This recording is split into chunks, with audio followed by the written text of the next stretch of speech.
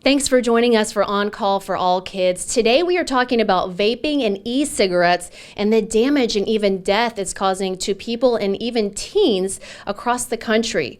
We'll be discussing how and why vaping can hurt your teen, how to identify whether or not your teen is vaping, and if your teen is vaping, ways to help them quit. I am joined by Dr. Elliot Melendez. He is a physician in our pediatric intensive care unit. And I'm also joined by Dr. Jasmine Reese. She's the medical director of the Adolescent and Young Adult Specialty Clinic here at Johns Hopkins All Children's. So what we know right now is that the Center for Disease Control has reported more than 1,000 lung injuries associated with vaping and 18 deaths at least. And this seems to just be in the news all the time and climbing. Dr. Melendez, are you seeing this here in our PICU? What are you seeing? Absolutely. This is a condition that we are seeing in our pediatric intensive care unit, and we see the devastating effects that this can have on children who have inhaled the products that are contained in many of these vaping pens. And so we do see a significant amount of injury that is affecting children. What exactly is the injury? What kind of signs and symptoms? What is the damage that it's doing, and why is it causing this? So the exact chemicals that are causing the injury is really unclear at this time. What we do know is that the predominant injury that we are seeing are lung injury.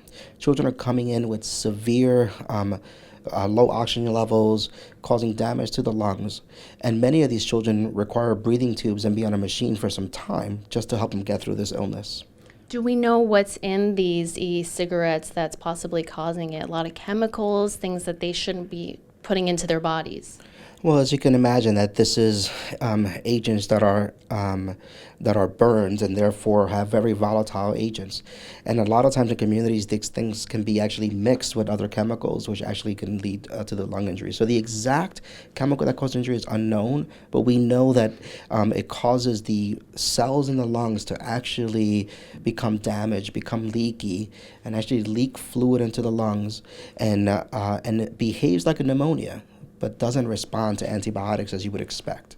Is this irreversible, permanent damage that we're looking at?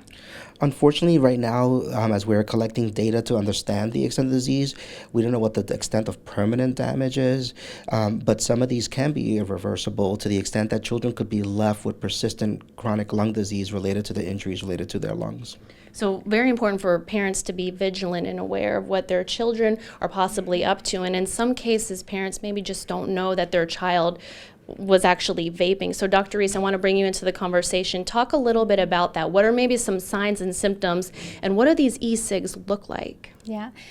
So that's an interesting question. So one thing to keep in mind is that if you think about, traditional cigarette smoking, and over time, how I think, like as a country, we've seen those numbers decline in youth. And so we're really talking about adolescents and young adults who probably wouldn't otherwise have started smoking traditional cigarettes, and now you're seeing these skyrocketing numbers in use of vaping products by adolescents at such a young age.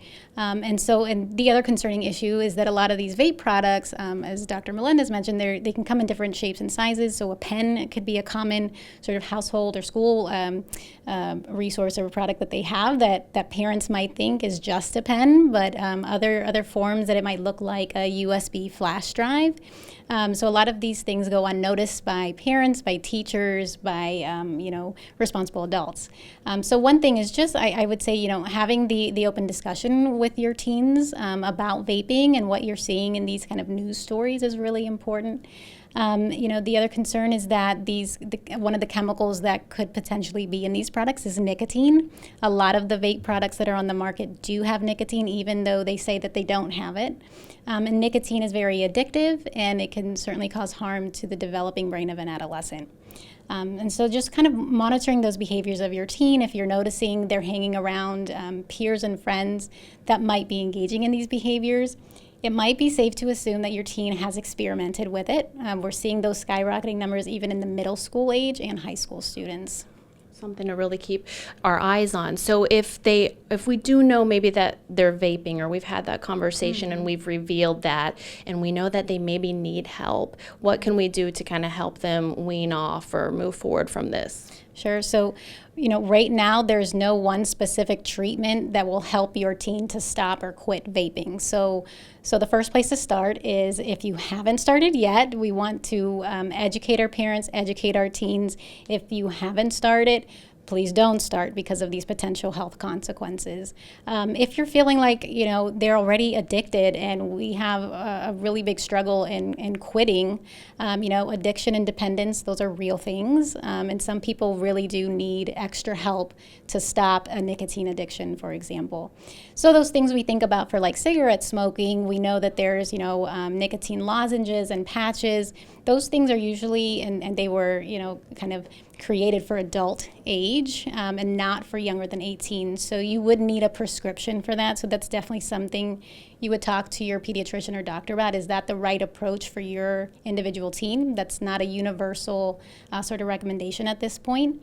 But I'm sure, there's lots of medical professionals thinking about that as a type of way to sort of help somebody quit. I also heard of cases where some teens will need sort of addiction specialists. Do they need a higher level of care with like residential care for substance use? And again, in some of these things could be laced with marijuana and other substances, so they may need help quitting other things as well. And I'd also mention, have parents, have those open discussions with your teens, but also ask why. Why are they engaging in this? Sometimes teens use these substances to sort of mask mood disorders, depression, anxiety. So maybe if we treat kind of those underlying issues, then there will be less likely to use and engage in these other behaviors. That's great. Thank you so much, Dr. Reese and Dr. Melendez, for sharing what you know and just educating all of our parents and caregivers out there to hopefully put an end to this and really let them know what the consequences of vaping or using these e-cigs are. If you have an idea you would like to share with us or you would like us to cover here, you can comment below on this video. We also have a lot of information and patient stories on our website. That's hopkinsallchildrens.org/newsroom. Thanks for watching. We'll see you next week.